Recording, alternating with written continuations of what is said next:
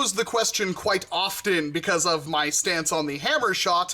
What is a hammer action Nerf blaster that I actually like? And, well, you're looking at one. I would say my favorite is probably the Rebel 4 Victory, but this is a very, very close second, I would say almost tied, and that is the Zombiestrike Doublestrike. And this is a blaster that when it came out, even after the hammer shot, I bought 2 of them because I absolutely had to have them, because my gosh, are they cool. This is the most revolver of revolver blasters. I know it theoretically does not have a revolver cylinder in it, but I'd rather have it look like a revolver than have like this massive big turret up at the front that, you know, it kind of ruins the whole revolver aesthetics. If you want to see what a really good looking one looks like, here's one that Clowny did where he extended the barrel and kind of cleaned it up so it looks more like a revolver. And wow, that looks so much better than any hammer shot I've ever seen. It's kind of impressive.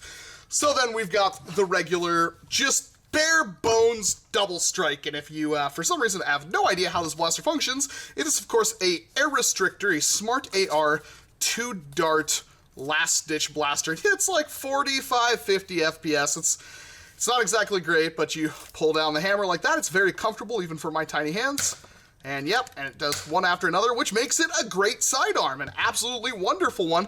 Doesn't have any kind of power, even if you upgrade the spring and put like brass barrels and stuff, you can barely hit elite ranges. So yeah, it's kind of goofy. It's one I really like, though. I think this fits the hammer action thing quite perfectly, and I wish there was like a hammer kit and stuff for it. I think more things need to be done with the double strike, and I do have a thing for the double strike. This is a kit I bought at FoamCon that I do know they had also last year at FoamCon because one of my friends had bought one, and that is 3D printed solids.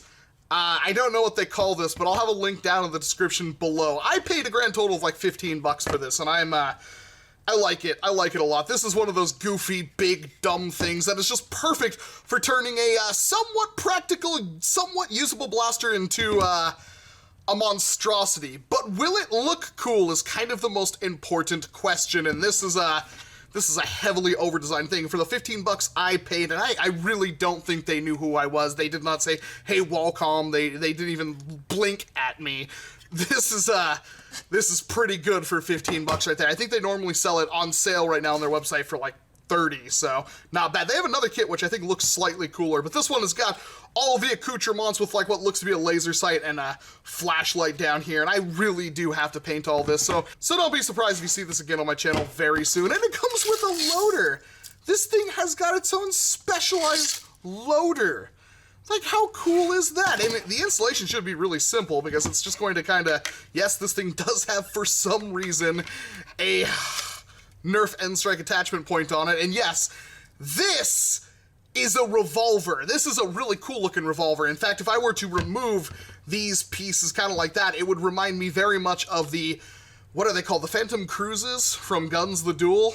You know, Walcom S7 is one of the manufacturers from Guns the Duel. Well, Walcom is. The Walcom S7s are the highest level SMGs that they make, and I really like the design of the stuff from Guns, and that's kind of why I chose the handle Walcom S7, or now basically just Walcom, because I'm a manufacturer. I make blasters, and that's how that's going to work. And wow, okay, so let's go ahead and tighten this up, see how this thing works, because I have a feeling it's going to be quite interesting. Good old try to find an Allen key that fits in there. Step smaller, maybe? Oh, one step bigger than that. Nope, you're just more the same. Aha, this one will do it, right? Really? Probably screwing myself. These are all metric, and this one is not a metric, is it? How many of these am I going to go through? The answer may shock you. Aha, I found one of the golden worker ones. This always works. Come on. Trat! Backup plan. Do I have a bit that will fit?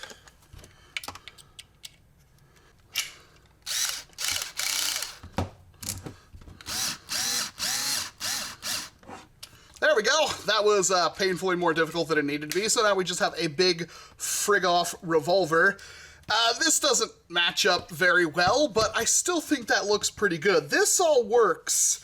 I think right here is just kind of where it falls apart for me.